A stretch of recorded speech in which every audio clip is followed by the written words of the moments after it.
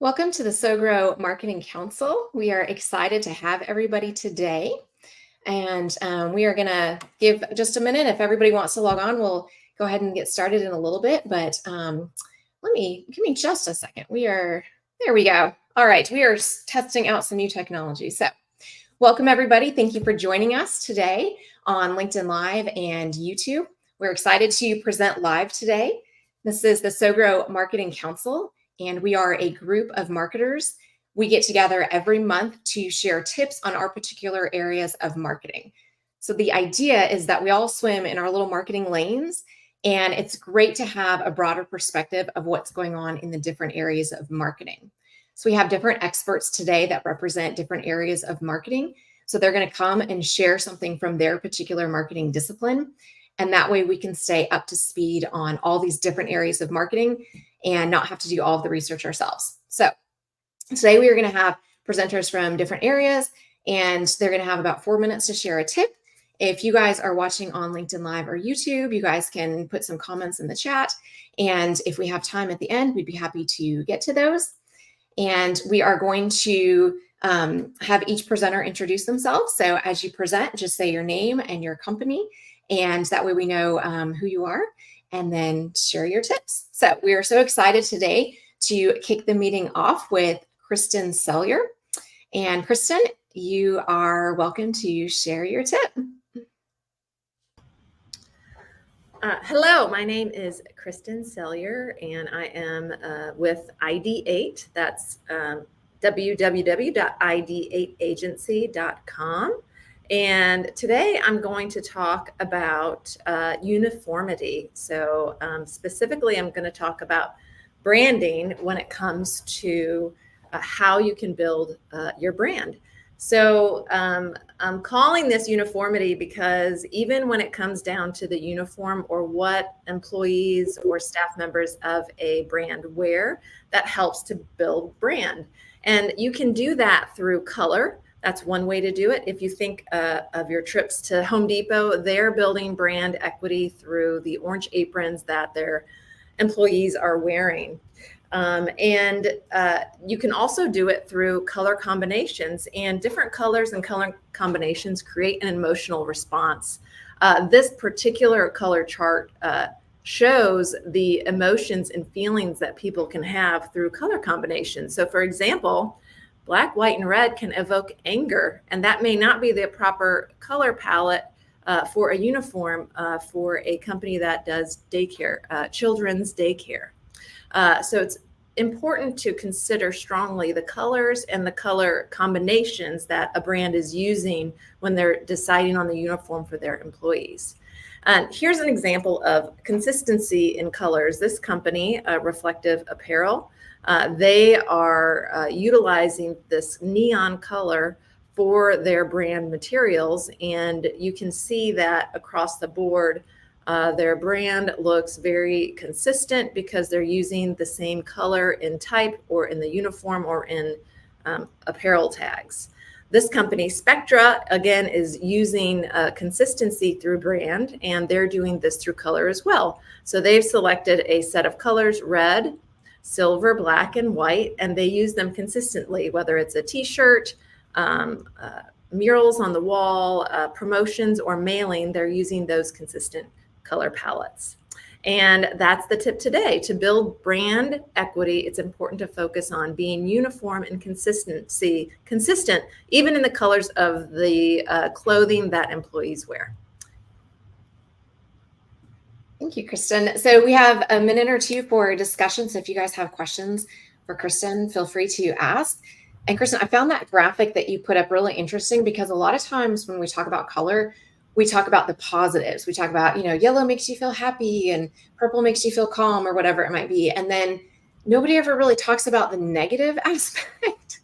So it's like people have no concept of, these. I saw like guilty on there, and you said anger, and I can't remember what some of the other ones were. Right. But you may unknowingly be putting these colors together. And there's some popular sports teams that have these colors that may be on the negative side of things. And so that was really eye-opening for me. Is that something that you came up with, or is that a source that you found somewhere? It's a source that I found, and that particular color palette is a global color palette. And that's the reason I used it, because a lot of clients have employees across the globe. And so when considering colors to use, red is not always a positive color if your brand is going to be in other countries other than the US. And that data came from qualitative and quantitative researcher out of the UK. So that's where I found that information. And I thought what was fascinating about it was not only the negative, but the combination of colors when choosing multiple colors, how that can influence how people feel about the brand. Yeah, so I thought that was fascinating. Yeah. Thoughts or questions for Kristen? It's so interesting. Color is so interesting. That's interesting about the international aspect. I mean, you don't always think about that, but I mean, obviously you do, but like regular businesses may not be thinking about how, a certain combination might be perceived in, around the world. Right. Nordson is one of the clients we've worked with, and they have adhesive products, and they're in a blue, like the shape of the container is blue, and it's in a lot of manufacturing plants, like say they're gluing cereal boxes. Blue, fortunately, is a very positive color across the board, and this is an international company, and so they actually they call it the blue box, or BB2, to refer to their products, and that works globally. So it can be a distinguishing factor with a brand as well, as long as you're using a positive color. So what do you do if it's positive in one country and maybe negative in another country? You could either change it for the country based on the country, or you can change your colors completely and then have uniformity. It's easier, obviously, if it's the same across the board, but sometimes you do have to change your marketing. What's going to work in Germany may not work in the US.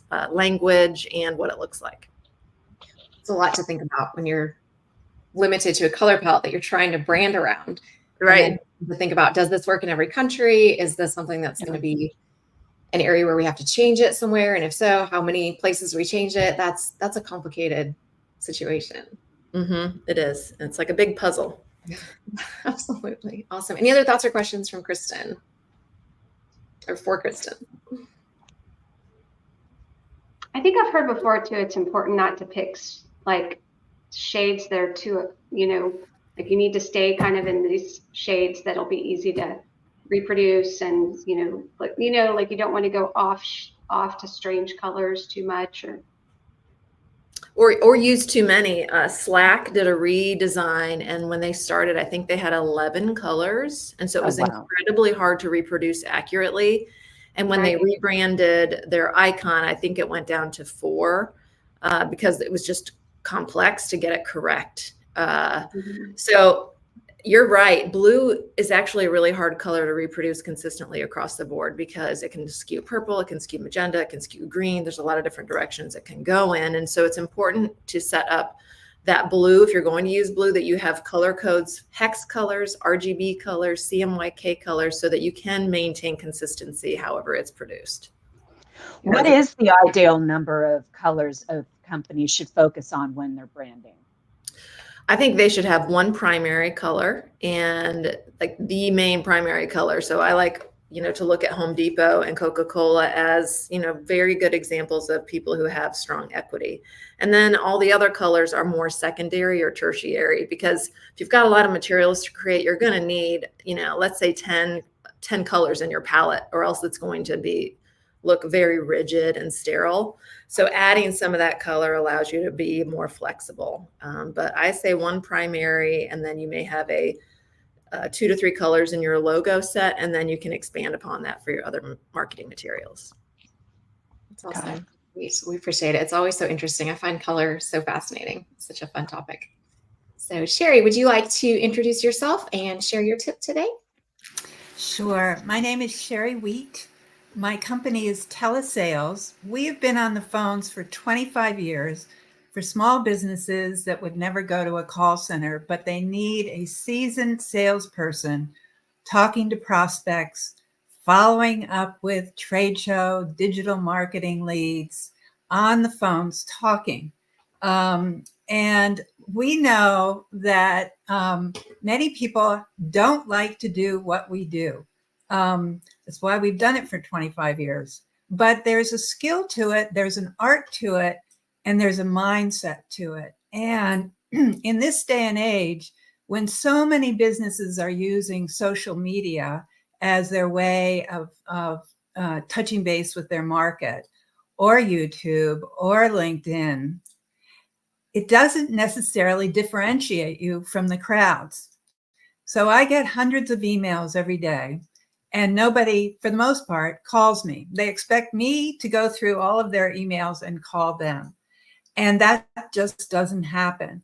So we find that getting on the phones and talking to prospects, talking to strategic alliances, following up on trade show leads, following up on inbound digital leads is something that separates from you from the crowd.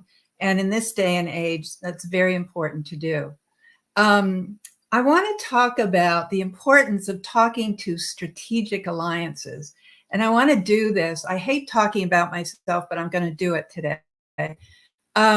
We're in the process of actually developing packages to help people do what we do so that they can set up their own system and strategies to follow up and to cold call and to follow up on emails and et cetera.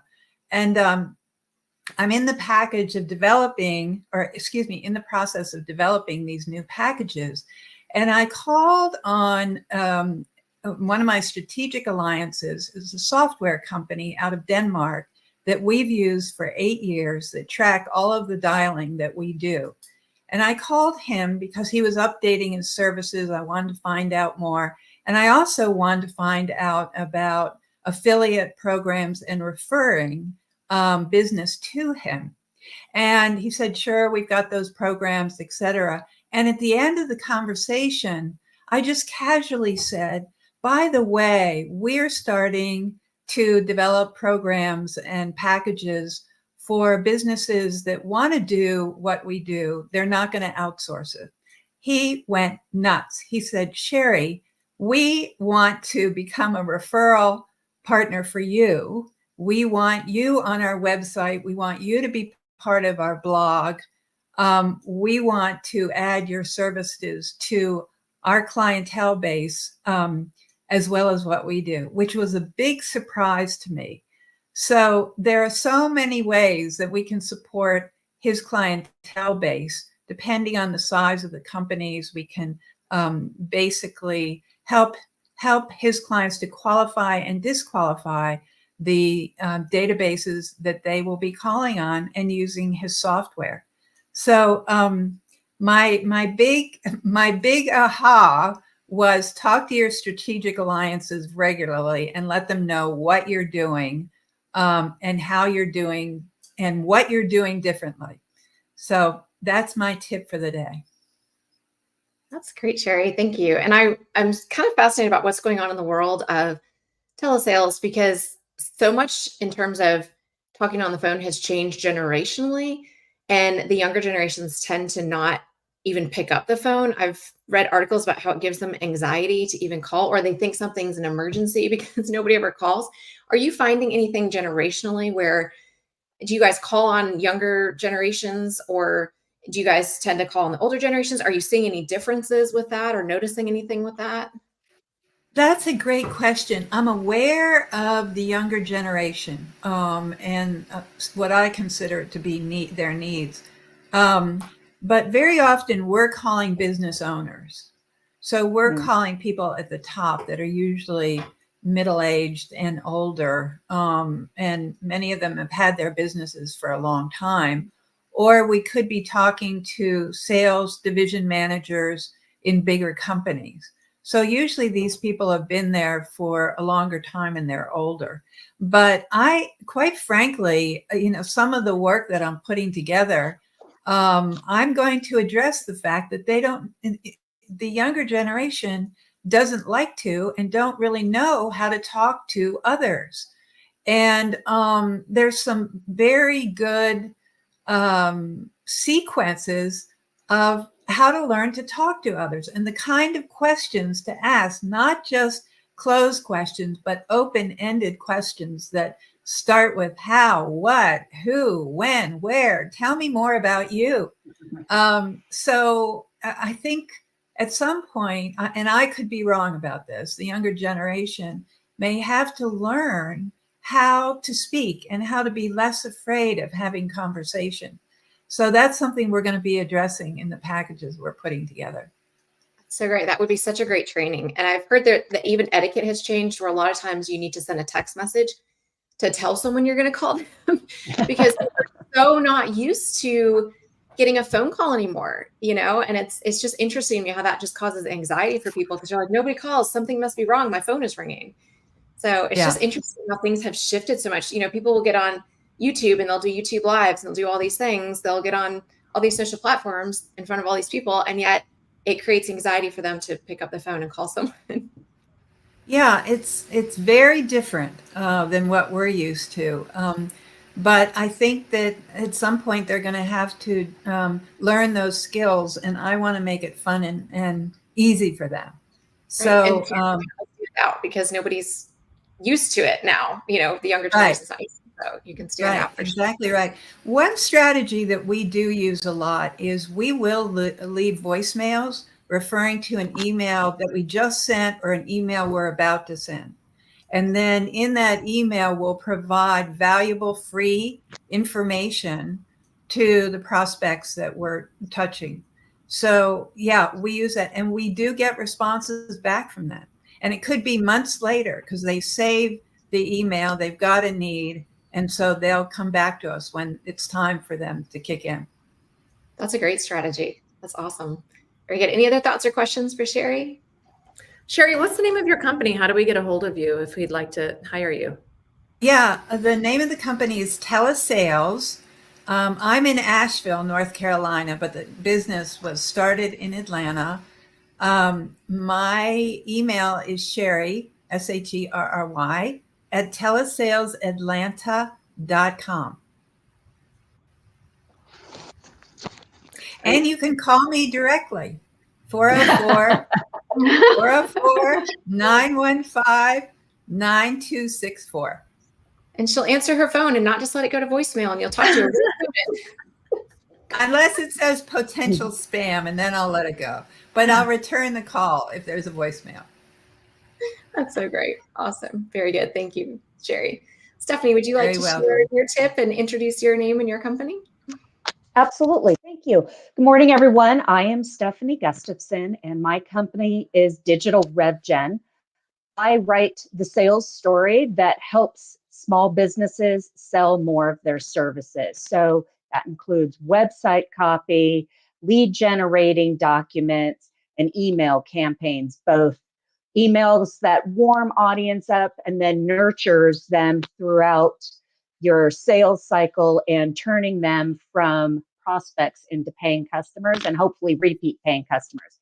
And actually, that's what I'm going to talk about today, because I'm particularly passionate about the email work, which is kind of a good piggyback to what Sherry was talking about, because email is, if you do any research on digital marketing and what has the highest ROI, email is number one at 3,600%. So for every $1 spent, you make $36 back. And it's one of the biggest battles because you open your email box multiple times a day and it's filled with lots of emails. So how do you get your emails open and read to ultimately drive sales? So that's what I'm going to talk about today. The 5 tips for creating emails that your audience will want to read. First of all, send emails that talk about your customer, not you.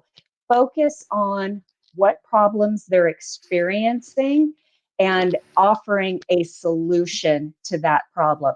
You want to start to train your audience to know that when they see your name coming up in their email box, that email that they're going to get from you is going to contain valuable information that's going to help them in some way. So you want to start to establish yourself as an authority and an expert. So send content that helps them and helps them solve a problem. The second thing to remember when creating emails is keep it short. Do not make it too lengthy. People don't read content the way they used to. Even a few years ago, everybody is scanning these days. The kind of rule of thumb is about 200 words, but I always tell my clients, both in when they're creating it or content I'm creating for them, play around with it. See how open rates will vary and click-through rates, more importantly, because that's the action we want people to take. Change your length of your emails and see what audiences are responding to. For example, I sent out the last email I sent to my subscribers. I made it much shorter than usual. It was about 110, 115 words compared to my usual 200. My open rate increased 7%. So Wow. always be testing and measuring to see how little changes can improve performance. Third, include a call to action. You are sending that email for a reason. You want your audience to do something.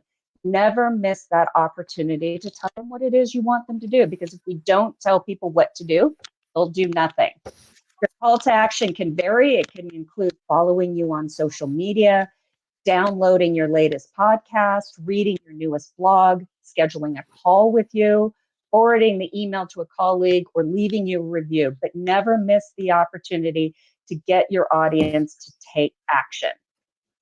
Number 4, include a PS at the end of your email. This is an important one. Again, like I said on number 2, keep your email short, which might be a little counterintuitive. If it's so short, why do I need a PS? Because as short as your email might be, people are still only reading it and scanning it. A lot of people just jump to the bottom and look at that PS and look and read what that says. So test and measure, including a PS at the bottom of your emails. I had a client who was unsure if the PS was needed in their email. So in a 5 email sequence, we alternated back and forth, including a PS and not including the PS. When we included a PS, our click-through rate increased 70%. Don't forget the PS. And last, it's all about the subject line. Your email may contain the best, most valuable information, but if nobody opens it, then it kind of doesn't help anybody. 30 to 40% of users determine whether they're going to open an email based on the subject line alone. Writing the subject line is an art in itself, and a lot of people make the mistake of they spend so much time on the content, and then as they're going to build their email and their email service provider, they kind of just come up with the subject line on the fly. It is, when I create subject lines, it is a whole process I go to that can take upwards of 20 to 30 minutes. Again, test subject lines. I like to use questions in subject lines. People are more inclined to answer a question when they see a question than just a statement that they may read and forget. And one of my favorite tools is subjectline.com. You can put a subject line in there for an email and it will rate it for you and give alternative suggestions. And those are my 5 tips for creating emails that people will open. And if you want to download the full document that you can share with your team, you can visit my website, www.digitalrevgen.com, and sign up to receive your copy. That's great, Stephanie. So I'm curious, in terms of the PS, do you do it in every email, or do you do it just occasionally, or alternate to make sure people don't get to where they just, see it so much that they don't use it, or do you find it works every time? What I always say is test and measure, see what works for your audience, because what will work for one audience won't work for another. The experts do say always use a PS, but I do like to test and measure in an email and to embed a call to action link in your PS line and then see which CTA button is the one that people are clicking. And that will help answer your question. Is my audience responding to it, or is it not really being of value? That's great. Thoughts and questions for Stephanie? Email touches all parts of marketing. I feel like it's Yeah. one of those things as marketers, we all need to know about email. What are some weak call to actions and strong call to actions? I'd just be curious of some examples. Yeah, so a weak call to action is anything that is vague, is not clear and direct. A lot of businesses I find try and do it in their brand voice and kind of make it cutesy and clever. That is not the place you want to be cute and clever. You want to be direct. Schedule a call, book a meeting, buy now. Call to actions that let's chat, learn more. Those are a little less vague.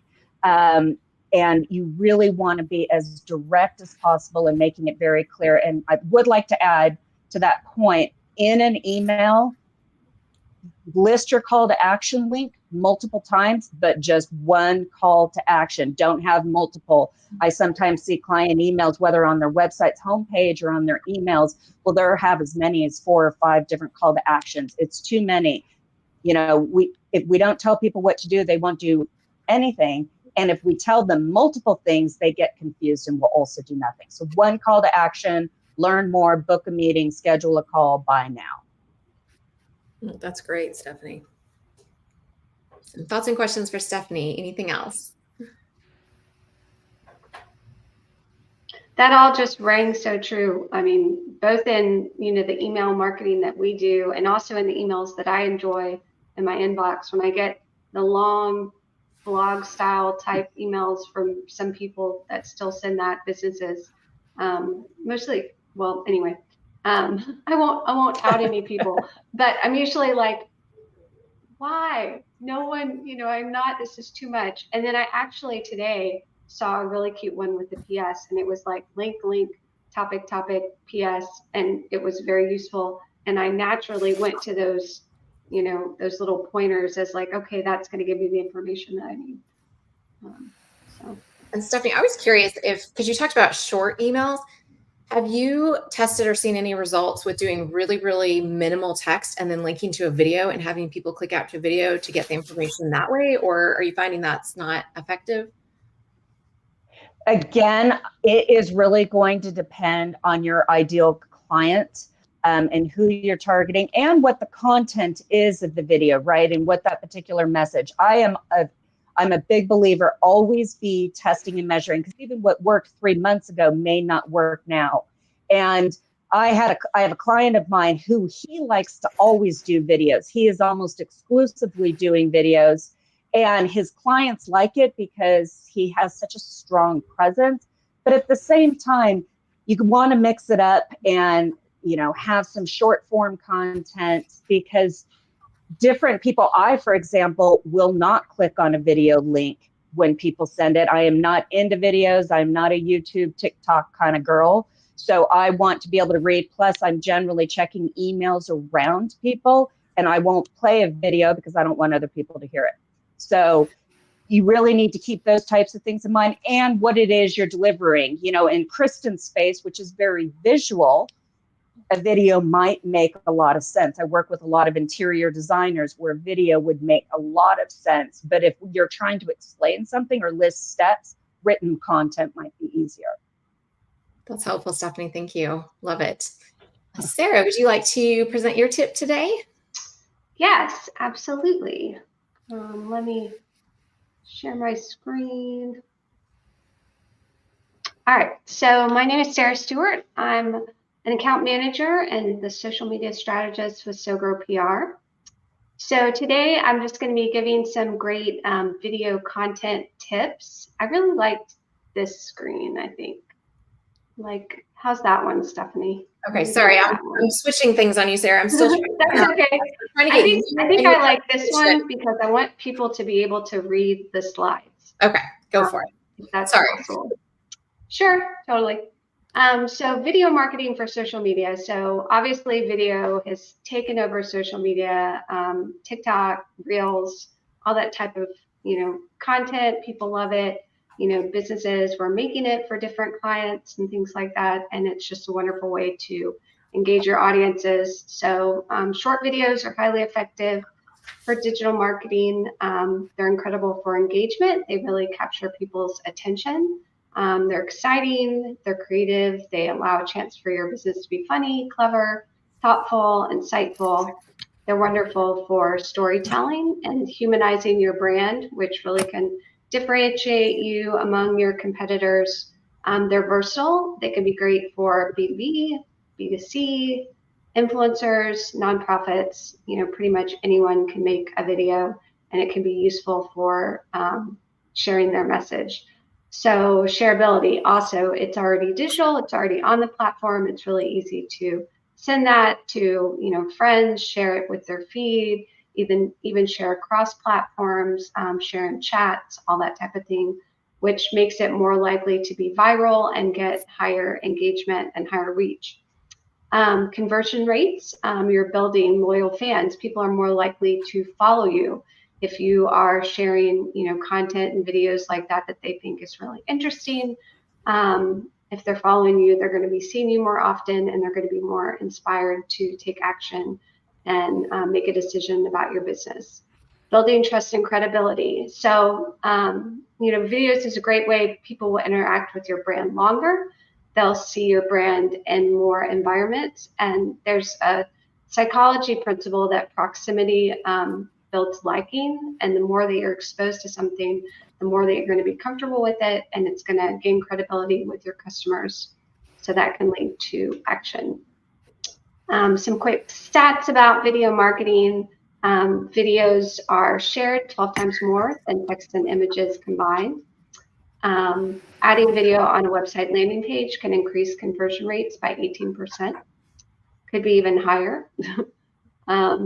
98% of viewers watch videos explaining a product or service today when they're doing research and trying to decide and narrow down on the market, which provider they want to go with. Marketers land 66% more qualified leads through video marketing. 62% of search results in Google include videos. So the videos that you put out there on your website, those are going to go on, in perpetuity.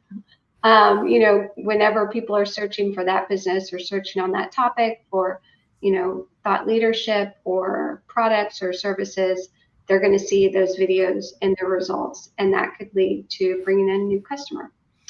84% of people have bought a product after watching a video. So it's a great way to demonstrate the usefulness of your product, the services in the business. So best video links. And I looked this up for 2024. It changes, and obviously, you can vary this. The content, is equally important. So it's not like a hard rule, but these are good standards. Instagram, 30 to 60 seconds. Facebook, 1 to 2 minutes. YouTube, 7 to 15 minutes. TikTok, 15 to 60 seconds. And LinkedIn, 3 to 5 minutes. So here's some content ideas. So people are always looking for, okay, I need to make some videos. What in the world are we going to make videos about? So many, ways that you can be creative here. Behind the scenes, people want to know about your business. They love, even, something, we have a manufacturing client, and even just going behind the scenes about some of their machinery can be really interesting. They love to meet the leadership in the company and know, who are these people that, I'm doing business with. You can showcase how products are made, office culture, preparing for a big event, leading up to a conference. It can help to boost energy around big events and things like that, trade shows.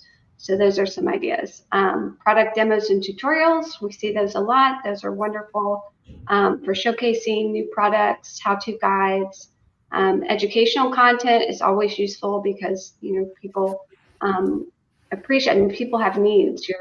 Businesses have needs. And so if you're offering something that can help them to run their business better or, meet a need that they have, they're going to appreciate that. They're going to watch it. Day in the life, another about building trust and getting to storytelling, getting to know your business. Call an employee or a team for a day, show sort of what it's like in the business. That could be really interesting. Q&A sessions, hosting live recorded Q&A sessions where you take customer questions about your business or your products or services or industry topics. Brand history and evolution. Tell the story of how the brand came to be, major milestones, how it evolved. This could be a really interesting way to make your brand more human and connect it to the culture or your customers. Webinars like this one. So hosting a webinar is a wonderful way to engage more people and also bring in thought leaders and experts and showcase their services. Product launches, create a series leading up to a product launch, have sneak peeks, really build that momentum, get people excited. There was another customer that's a B2C, and they were getting ready to reopen their business after being closed. And we trickled out on social media, opening soon, opening soon, opening soon. And, that really can build that energy where people are waiting for that big reveal and you get, more excitement. Industry news, run down what's going on in the industry, talk about, major trends. That's always important, especially with the economy, way things are going. People sometimes can, be nervous and they want to know. Another client we have in real estate recently with the changes in commissions, there's been a lot of questions about how that's going to impact home prices and how that's going to impact the home buying process. So, covering those important topics can be really helpful and useful. It also builds trust with the person sharing it, so that's important. User-generated content, always useful to have. Compile and share stories, reviews, that, third-party, credentials that are really showcasing that you're a trustworthy business. So those are my tips for today. My name is Sarah Stewart. I'm with SowGrow PR. Does anyone have any questions? I have a question. Fascinated. Oh, go ahead, Kristen. Okay, thanks. How do you make the video easy to share? Can you cite examples about how to do that?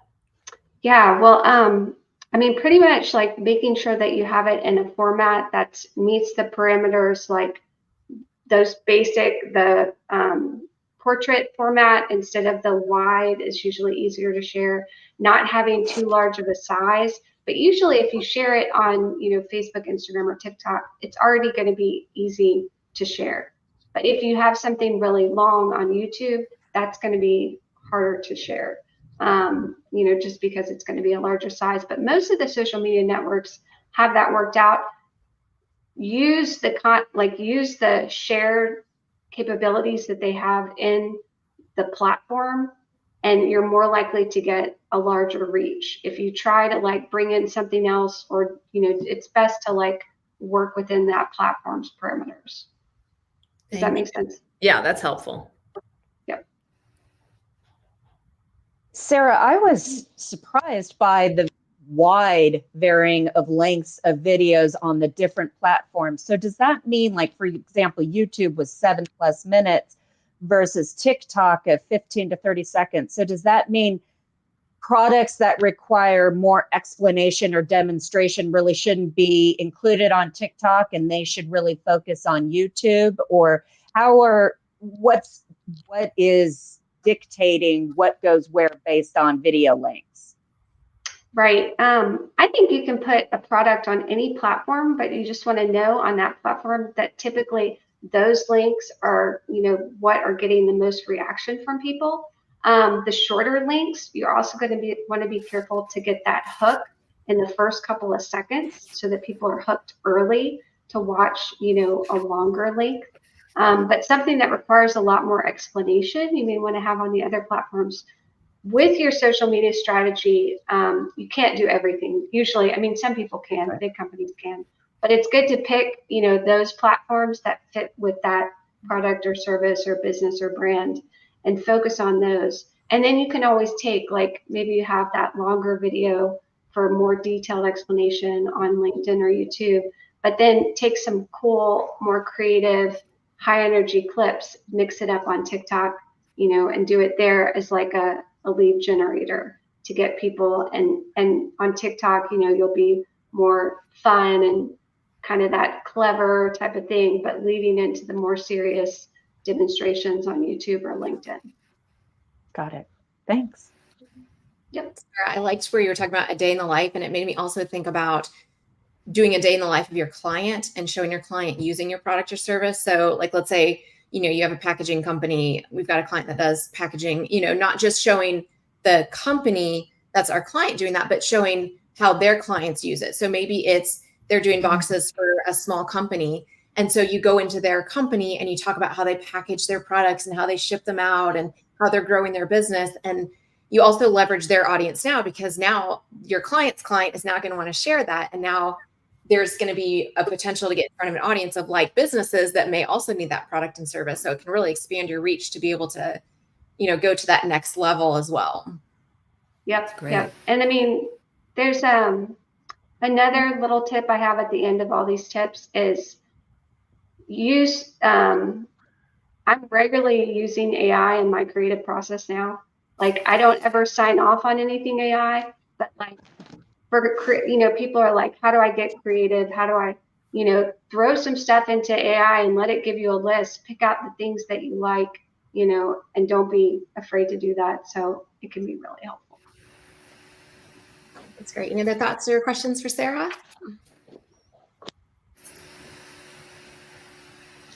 All right. I'm going to wrap us up with a tip today. So my name is Stephanie Richards, and my company is SowGrow Public Relations, and we focus on doing public relations for business-to-business companies. Today, I want to talk about something that comes up a lot, and it's called pay-to-play public relations. So to understand pay-to-play public relations, we need to first talk about what is public relations. And public relations is a marketing discipline, and it uses communication strategies and communication channels to build relationships with the desired audience. And this may include earning media coverage. It may include communicating directly with your audiences via social media or your own marketing channels. That might be your blog. It might be your YouTube channel or email. And it may also be, getting exposure in speaking engagements and events and awards. So that's generally the channels that you have for public relations. In contrast, there's advertising, and that is where you pay to be featured and you pay for exposure somewhere. So this may be that you're purchasing an ad in a publication or on a website. It may be that you're purchasing a spot on a podcast, and you are specifically under the category of paying for that placement, and it's a sponsorship or an ad. So if we come back to what is pay-to-play PR, it's advertising. There really is no such thing as pay-to-play PR, because if you are paying for exposure, it really does fall more under the category of advertising. And the lines are becoming blurred a little bit between PR and advertising, in the sense that advertising is actually looking a lot more like PR than what it used to. So advertising used to be a lot more in your face, and it used to be a lot more clear, buy this, buy this, buy this. And now advertising is looking a lot more like an article. It's looking a lot more like educational content, which starts to look like what you would have for public relations. And you can see an example of how a lot of media outlets have done both. They've adopted where they've got a branch of their advertising content that looks like regular journalism, and then they've got their editorial content that's traditional journalism. And you can see this in something like the brand voice articles in Forbes. They look a lot like articles. It looks like a regular contributor, but it's somebody who's paid to be there, and it's got that little indicator that, this is sponsored content, this is content that's been paid for. And so you just have to understand that even though it looks like an educational article or it looks like journalism, the standards for that content are not the same. For content that is paid, like let's say somebody comes to your company and they say, we'll do this interview for you and it'll only cost X number of dollars and we'll promote it for you. If your company wants to do that, that's fine. But you have to understand that people are going to look at that more as an ad and less as earned media. And it doesn't have that third-party credibility where an editor has covered content or a producer has covered content based on journalistic principles and not because they're being paid. So they're very different. You have public relations and you have advertising. Public relations is earned media. It's different where you're not paying for the placement, and advertising, you're paying for the placement. Both are good, and a strong marketing strategy will have both. The benefit to public relations is that you have that third-party credibility, and people tend to trust the content more, and it has more credibility. When it comes to the advertising content, there are still benefits because you completely control the message, and you control the frequency, and you control the consistency. So with public relations, you are dependent upon a gatekeeper, like an editor or a producer or an influencer, or somebody who is going to want to publish that content or promote that content. Whereas with advertising, you have control over that. And influencers are also an interesting part of this, because if it's an unpaid influencer, that has more weight than, let's say, an influencer who has been paid, and people know that. So both are good and they have their place, but it's important to not say, okay, we're doing pay to play PR, we're paying to get this posted here. You just have to understand that it's not going to have the same weight as traditional earned spots, where people understand, like, this has been approved by an editor or a producer, and it tends to have more credibility and more weight. So both are good, but you just have to know what you're getting into. Thoughts or questions about pay to play PR? I guess when it comes to influencers, I think that's is sometimes a little more blurry in regards to how do I know if they've been compensated, or if this is truly just them talking about a particular product or service. I don't know if it's as easy to tell, or are there telltale signs? It's gotten a lot better because there are now guidelines where if you are being paid for something, social media platforms and platforms like YouTube will require for you to disclose that. So a lot of times you'll see a paid placement. It's usually a little icon that says paid placement. And if you violate those guidelines, you can get kicked off of these platforms. And they're actually pretty strict about it. So that is helpful. I think what's disappearing is a lot of the influencers who are not paid. I think that's a lot harder to find now. And it used to be somebody would just have a platform, and they would recommend a certain product, or hey, I read this book, or whatever it might be. I feel like so many people have gotten wise to the value of their platform and their audience. And so it seems like if somebody has an audience, they tend to go into that fee-based side of things. And a lot of times you'll even see on somebody's website, they'll have a media kit if it's an influencer, and they'll have, pricing and things that's available. So it's getting easier to tell for sure. Okay, good to know. Thanks. Yeah, absolutely. Wonderful. Well, thank you all so much for joining us today. Your tips were great. The discussion was great. I always learn so much from you guys. So please join us for our next SowGrow Marketing Council meeting. We meet the third Tuesday of every month, and it's at 10 a.m. Eastern. And if you would like to submit a tip and present in the future, go to sowgrowpr.com/submit. So that's SowGrowPR.com/submit. And there you can submit your tips. And that's how we choose our presenters for the next meeting. And the next meeting should be, I believe it's May 21st. Is that right, Sarah? I looked at the calendar. It's May 21st. So definitely sign up. And we appreciate you guys coming today. And we will see everybody next time. Bye. Thank you. Thank you so much.